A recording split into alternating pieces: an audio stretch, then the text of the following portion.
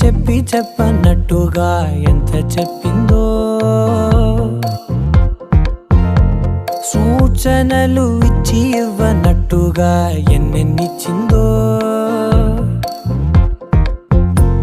హృదయాన్ని గిచ్చి గిచ్చక ప్రాణాన్ని గుచ్చి గుచ్చక చిత్రంగా చెక్కింది రే నీకో.